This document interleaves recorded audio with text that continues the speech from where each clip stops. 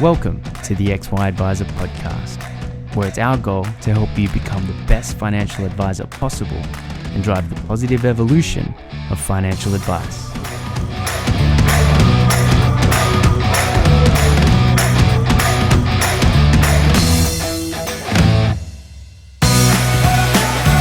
Hub24 is an ASX-listed company with over $15 billion funds under management and one of the fastest growing platforms in the market. Neither a bank nor part of a bank, Hub24 focuses entirely on connecting advisors to a broad range of investment solutions for their clients. Discover why other advisors think Hub24 are the best in the market and access the benefits of choice and efficiency for you and your clients with their market-leading managed portfolio solution. To find out more, visit hub24.com.au. G'day, how's it going? What do you know? Strike a light.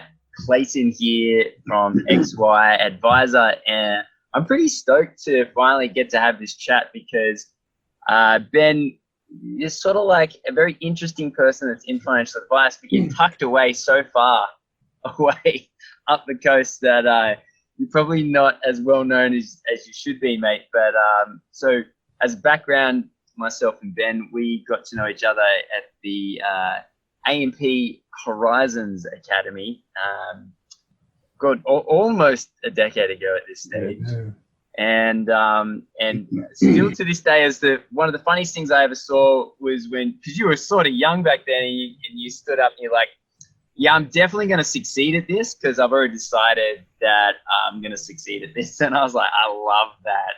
I love that. Just so confident. Just for the viewers there, I don't want them starting and thinking that I'm a cocky little shit. I think there's a big difference between confident and cockiness. The person that you're referring to there had neither. I think the argument was with that is that everybody that we were in that room with was a solicitor or a lawyer or an accountant or whatever.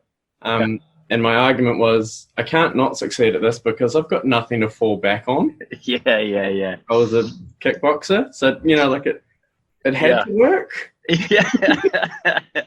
I just didn't think I phrased it the best, though, because it did come off a bit obnoxious. Mate, I loved it. I absolutely loved it. And look, let's face it, you did go on to prove yourself right.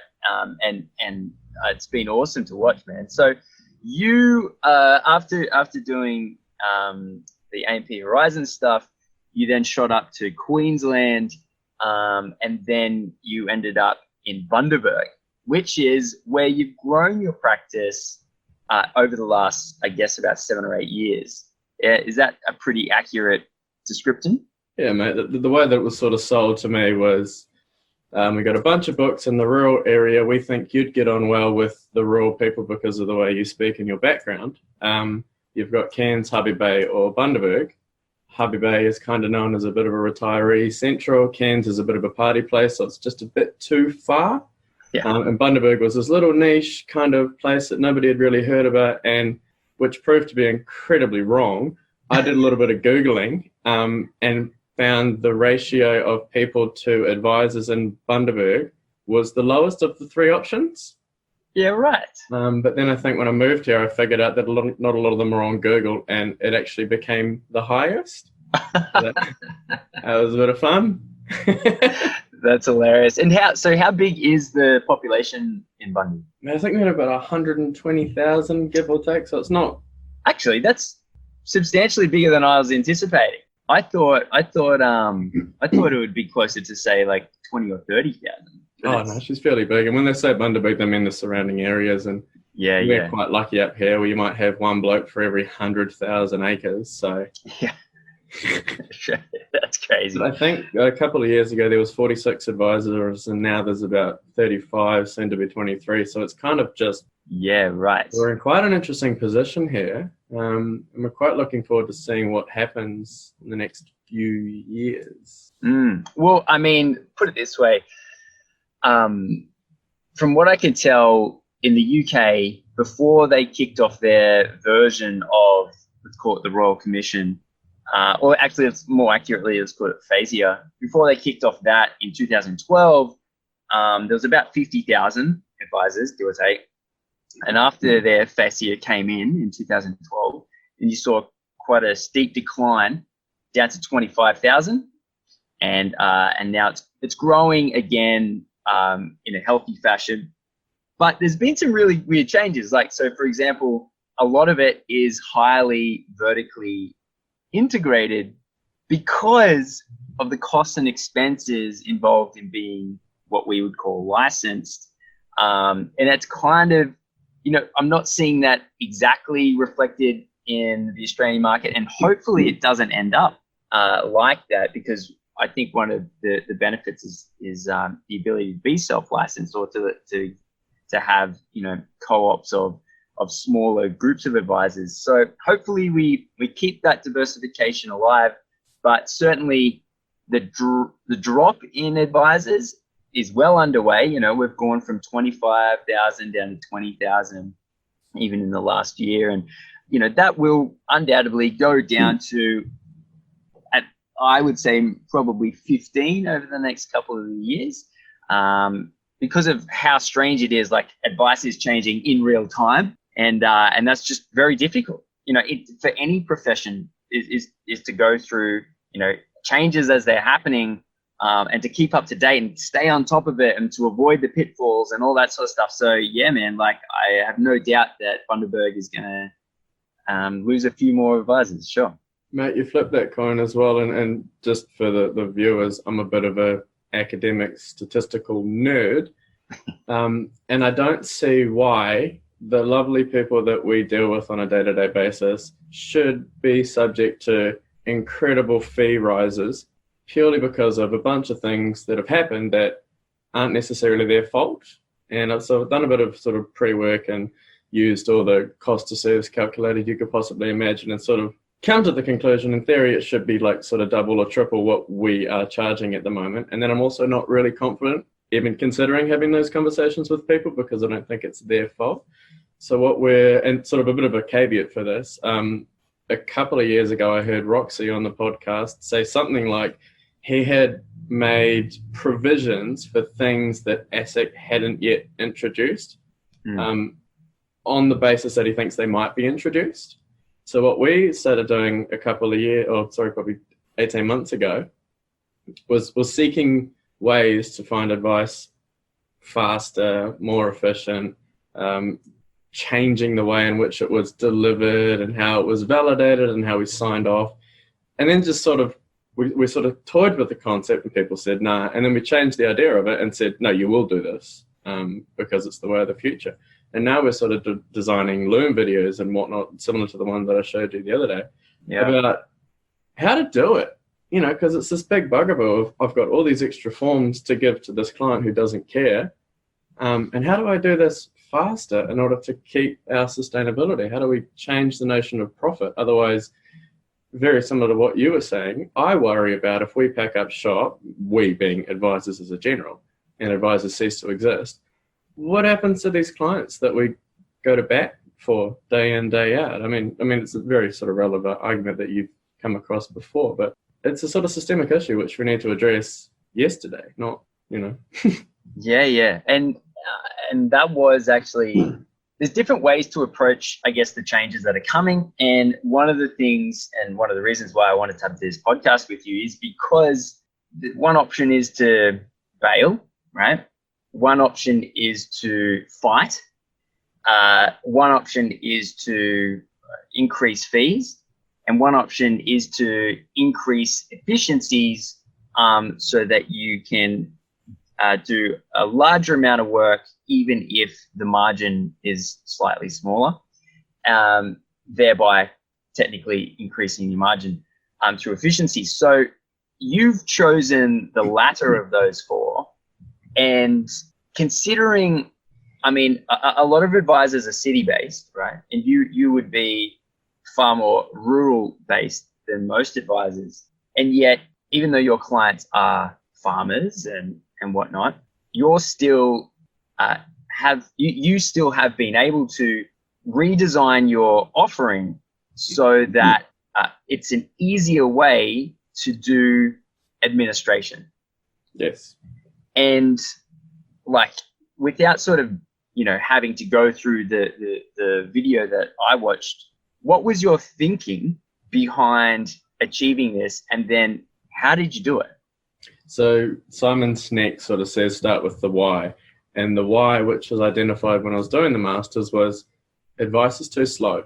If you think about our generation, like Vera's out now working, so are you, you're doing this, my partner Joe, we're doing this. If I'm going to try and get an advisor to lock us down for say an hour or half an hour, like just as a bit of a caveat, Joe runs the elective surgery department at the Bundaberg base. So Jesus, her day is stupid.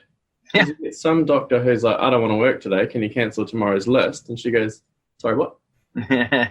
Bloke's come in from Longreach or whatever, it's taken him 12 hours, and he goes, sorry mate, doctor doesn't feel like it tomorrow.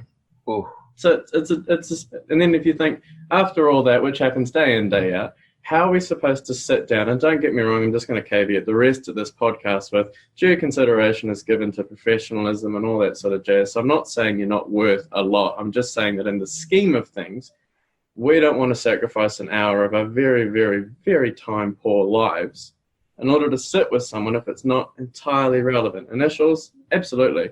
Do I want to see my solicitor every time to run through a stupid contract, which I can run over online? No, email it to me. I'm busy. Mm-hmm. So how do we change advice? And it became really bad during the Royal Commission, you know. Some of the big licensees were taking 45 days to get an SOA. I had a coffee with a bird from ANZ this morning. She reckons it's 2 months. How is that relevant? I would have forgotten. I had to reintroduce myself. Clayton, is it? That's right, we spoke to you, didn't we? Yeah. Oh, that's so brutal. And also they put these caveats on, you know, balances have got to be within, say, 14 days. Cool. Advice has got to be delivered within, say, 14 or 30 days. Excellent. Done. Oh, if you don't do that, you've got to go back to paraplanning and re-establish everything to make sure modeling's right, which, again, clients don't care about. And then, Lord forbid, they have a holiday, or the case that we had yesterday, gave this bloke an SOA, then he had a heart attack and a stroke, and while they were in there, they found out he had cancer. So naturally, he's not going to make that time frame. Luckily, he's okay, but he came in yesterday, and we're sort of saying, this isn't relevant. Like, how do we give it faster? So as a bit of a nutshell, what we've done now is just leaning towards absolute digital signatures. So we set up our Platform Plus, which I'm happy to share with absolutely anyone. We've got a portal, so you go to our website, you get, you know, Clayton Daniel and password, whatever, and in there it has every document you've ever signed, every document we've got on your behalf. We can share file notes which you can acknowledge, and the idea of that was just to increase the heck out of the efficiency. So whatever we're writing, you can see. Then it takes under, as per that video, 2 minutes to create now a letter of initial engagement, which has got the fee on it. And then what we do is upload this to the portal, which takes all of 30 seconds. And we say, hey mate, this is what we agreed to, this is what's going on. When you're happy with it, no rush, hit this button, it'll release a PIN to your mobile, and then so you get step 1, authentication, and then you log on, step 2, and you put the PIN in, and it will tell me who signed it, where the PIN was sent to, so it has to obviously be your mobile number. And then, like, you can't tell me from a compliant point of view that that's not bloody golden, because there was 2 steps to get in there. And then so what we're doing is just screaming back. We've done templates for absolutely everything. We get it, not challenging ASIC, don't want to see cookie cutting. We're just saying all of the content that Fascia wants is there. So you just go through and delete what is and isn't relevant. And I've encapsulated everything. You name it, it's in there. Test trust, direct equities, you name it, she's there. So you simply just go through and delete what's not relevant, and you can lodge that as well. And if you need to, hey, Clay, here's the notes from the meeting, acknowledge them. Just in case ASIC says we need you to acknowledge on a second platform what you spoke about. We need your client to figure out what was going on.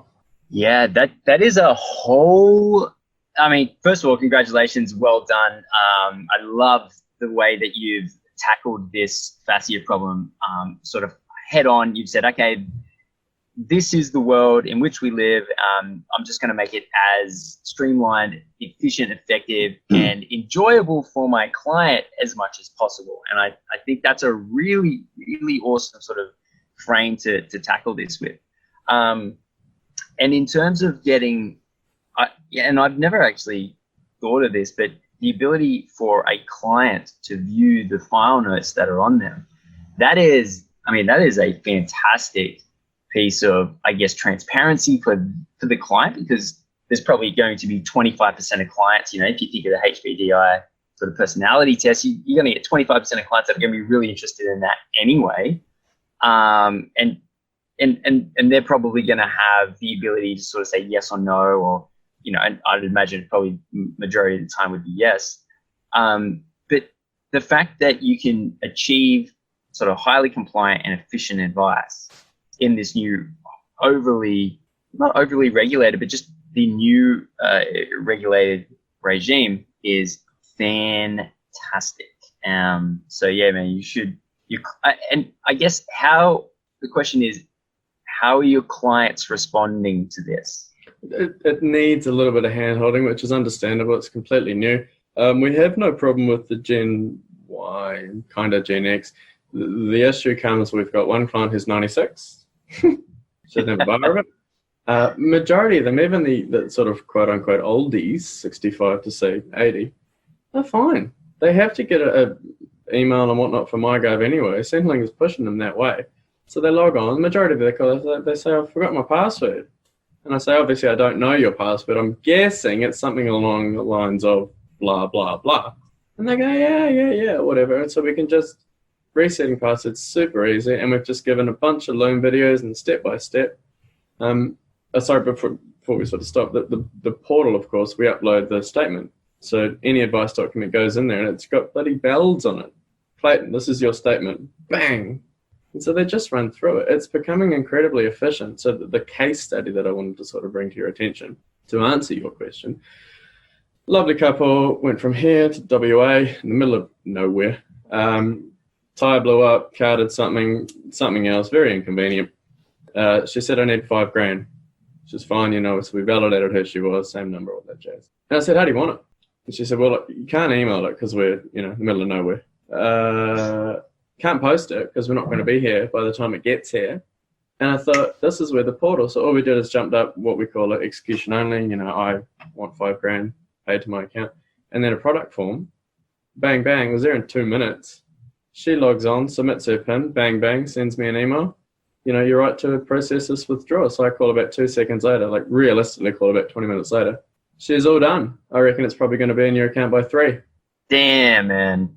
The scenarios, and I've always, I'm just that pesty kid that keeps sending them out to everyone who doesn't care. I'm like, I know you don't care, so you're getting another one. But I've done 15 of these scenarios.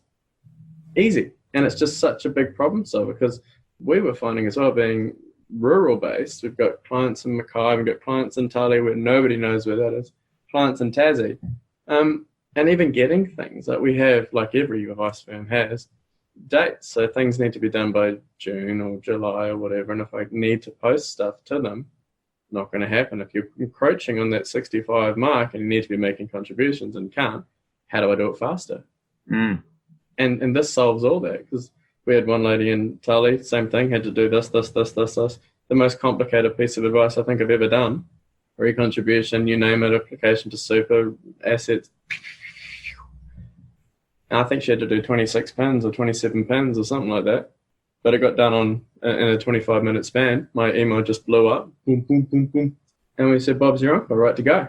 So if that didn't happen, her retirement experience, don't get me wrong, she sort of came to us last minute, but would be significantly different.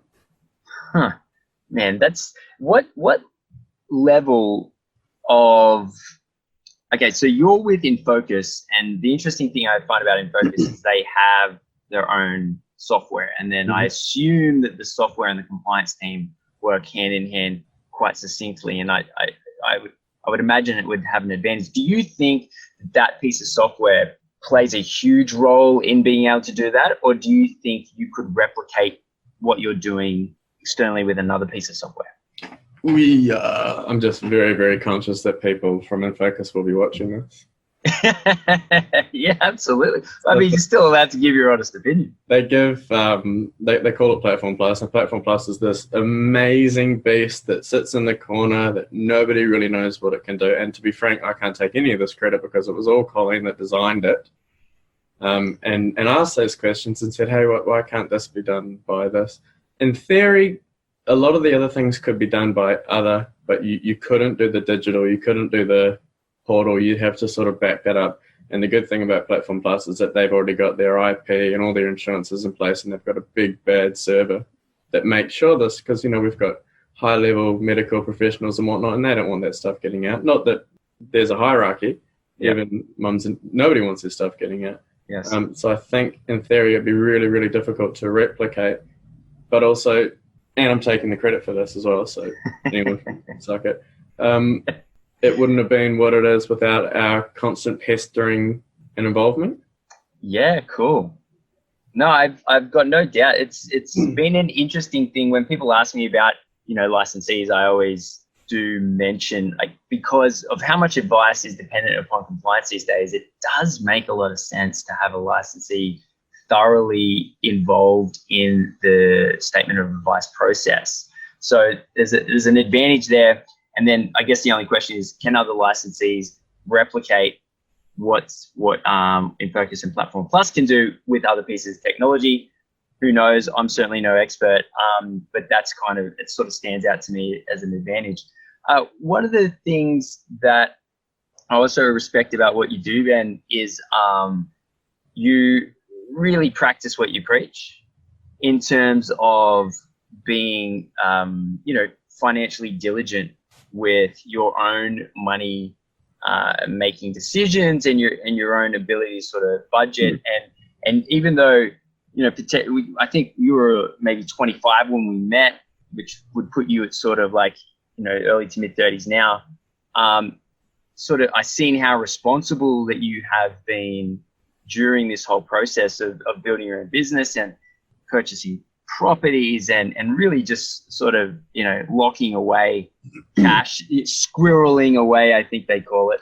What sort of effect becoming a financial planner do you think has this had on your own personal money management? And what's your view on sort of, you know, being a successful something for your clients to want to admire and you know, mirror, I guess, your own success? And how much of that do you talk about when you talk to your clients? You know, do you talk about what you've done yourself as a part of your financial planning process? Definitely has been taken into consideration. If you look at any self-employed business, the last person that they think about is themselves. Like, I've got a buddy in New Zealand and he teaches dance to school. And we all ridiculed him at school, didn't we? Because he was the idiot. And now he literally goes around New Zealand teaching kids to dance because it helps with their confidence and their, you name it. And he got, I'm not sure if it's an award or an accolade or just whatever. But of the 360 odd days in last year, he was using Airbnb for like 340 of them. Whoa. And so he's making big coin, but he's spending big coin. I just happened to say to me that I'm like, what are you doing? And he's like, I've not thought about, I don't even look at, and it's one of the biggest bugaboos that I have to keep grinding because I'm so far behind. Like, I've done nothing for me in 5 years or whatever. And that became awfully evident with financial planning. And also with, you know, the profit used to be like this, and now it's sort of like this. And what I managed to do, and I think this is a big statement and I stand by it, and one of the things I learned from the masters is that if you're going to make a rash decision, you have to keep it and argue it. And for any of you that follow Clayton in his earlier years, you'd sort of understand where this concept came from. But I think property is too expensive now as a general rule, but more importantly with property, it locks you into whatever occupation that you're doing. So that we've got a bloke up here and he's a high-level surgeon, which is basically just sort of political nonsense for he's a really painful person. And he'll constantly bring it up in conversations like, I haven't got time for this. I've got $4 million mortgage. And you're like, don't care. It's your fault. But I found myself doing that as well. And I thought years and years ago, and it sort of helps that I'm in Bundaberg where the median house price is significantly less than Brisbane and Sydney and all that. How do I replace the notion of conventional employment with passive income in order to do what I want to do? Because we've all been that 20-year-old and that 25-year-old that maybe white lies a lot of the stories. And I sort of thought, you have to be accountable to yourself. So you can say whatever the hell you want, but when you go home and look in the mirror, you've got to realize you've got to be comfortable with that bloke. And I thought, if I'm busting my guts out here, charging fees and whatnot, and I'm not sustainable, like, what's the point? I'm just giving these people advice, and then realistically I'm going to end up on, a bank when banks were employing 3 years ago. So what I managed to do was, and it was a really interesting concept, when I bought my first house, I didn't realize that the bank actually took the deposit for some reason. I ironically had a financial planning background, but so 84 odd grand disappeared, and I thought, I'm sitting in this brand new house with like a swag and a computer screen for a TV. But what we managed to do was buy houses, super cheap, spend a bit of money on them, paint, carpet, just little things, and then put second houses on the backs. And in Bundaberg, I can do that for 200 grand. So the house and a quarter acre, second house for 160. We've done that a few times now. And so most of the houses will spit out roughly 34-ish, 35 grand, give or take. Wow. So if you take, the argument with that is that there's a huge increase in capital from the get-go because it's a second house. There's some tax benefits there. You get depreciation, you get deductibility, you get, rates, all that sort of jazz. More importantly, it's hugely financially positive. So the cash flow, most of them are spitting out 10, 15 after loans. Wow. So the argument now is when I'm talking to clients, when I come to work, my mindset says, you don't have to be here. Not that should sound... I don't want everyone to think I'm cocky. I've been in the foxhole for 8 years now, so I'm confident because I'm relying on this horse. Yes. So I come to work because I want to. And when things like FASIA and the exams and the masters, which is going to sting most people 30 or 40 grand, come in and you've got a couple of kids or you're time poor or you're thinking about retiring, how are you supposed to find that sort of money? So we changed the ideology between work to want now because there's such it's just, it took a while, don't get me wrong, I'm summarizing this, but yeah, it's such a big shift in perspective. So when clients come in and they've got issues, it's, come on mate, bring it in, we can deal with it. It's no drama. Yeah, that's a really good story, because you mentioned earlier when I met you, you were a kickboxer.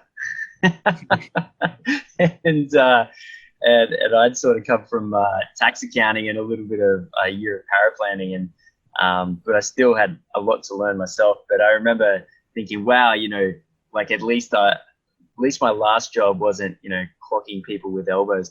Coincidentally, I learnt the other day that when you strike with an elbow, to not clench your fist, because if you clench your fist, you're softening up the piece of the elbow that you actually want to, and so to keep the hand open creates more of a brutal impact. What were you doing yesterday? Did that just pop up on Facebook? No. Because the Conor McGregor fight, when he strike, the shoulder strikes, and then so I was like, okay, well, how? Yeah. Anyway, so I ended up looking into elbow strikes. Sort of a side note there. So what's the plans, man? Obviously you're in your early 30s, you're setting yourself up for the future. What do you see as the future of advice? What does it look like? What are you changing? How are you staying up to date beyond efficiencies and effectiveness and compliance? Where is your head at, and what are the next steps that you're taking? I really like, and just again, back to the caveat, not trying to annoy other people, but I really like the inclusion of the education. Historically, a diplomas and advanced diplomas were a bit of a joke. I think I did an advanced diploma over a weekend that I found on Groupon because I needed CPD points. Oh, jeez. And it was an absolute joke.